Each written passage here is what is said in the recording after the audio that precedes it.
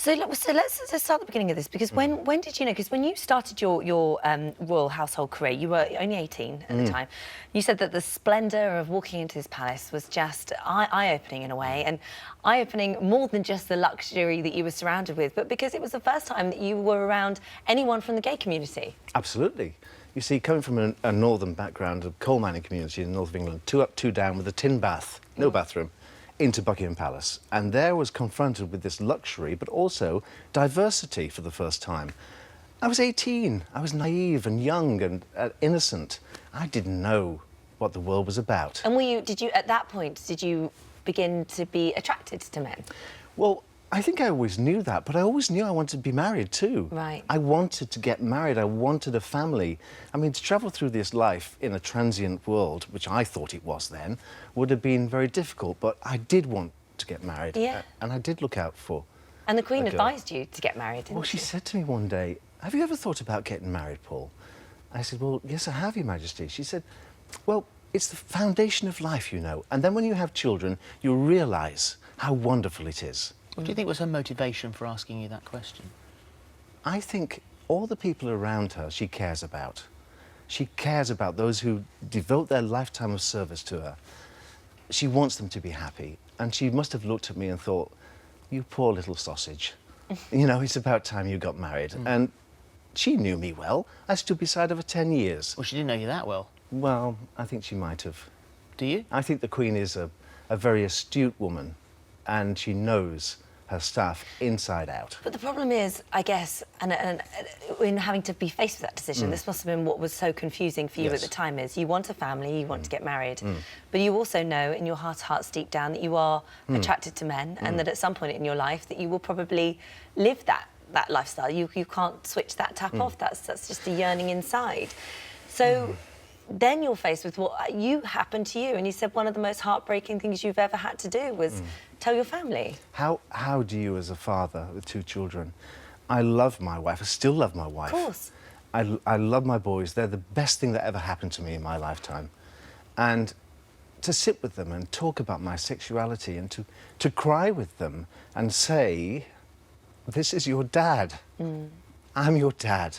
I'm not going to change. I'll always be here for you." I said that to my wife. I said, "I am your best friend. I'll always look after you. I'll always look out for you." So. And was it hard for her? Because, of course, when you enter into a marriage as a woman, she wasn't looking for a best friend. She was looking for a lover. She found one. She was looking... She found a lover. But not for life. No, she wanted it to be for life, yes.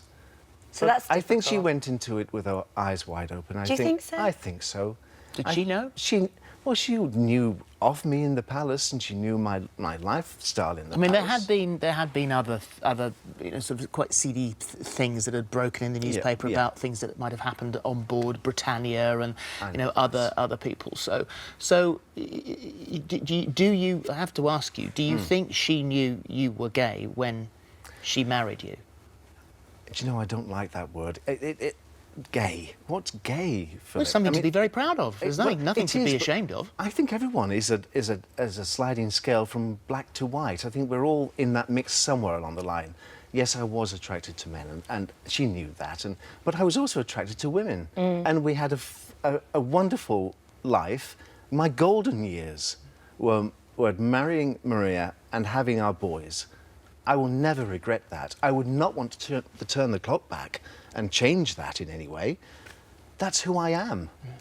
Who knew? Did you ever talk to this with anyone about it? No, not really. It's very difficult to talk to someone about that. And certainly in recent years, when you become known, who do you trust? It's an impossible burden to carry. Was there anyone you could trust? My partner, Yeah. Coop. I trusted him, and the minute I met him, I looked at him and thought, "Oh my goodness, you're the one." Straight away, that instant connection.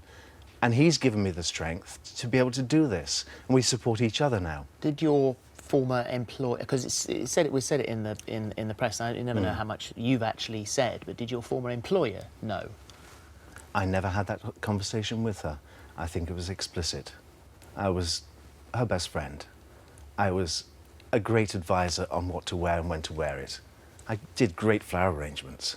It didn't have to be said, I think Diana was a very good judge of character too. The Queen wouldn't have chosen me to stand beside her for 11 years. Diana wouldn't have chosen me for 10 years if I wasn't the right person. Do you think the royal family, and we've had this conversation before, but do you think the royal family might think, oh God, he's back again? Well, here I am again, but this time it's very, very personal. It's about me. It's about saying, there are dads out there. I'm sure I'm not the only dad that's found themselves in this position. I'd like to say to dads out there, you know, if you're in this position, be brave. Tell your wife, tell your children first, take them to one side, plan your life, tell them so that nobody else tells them first and a distorted story doesn't come their way.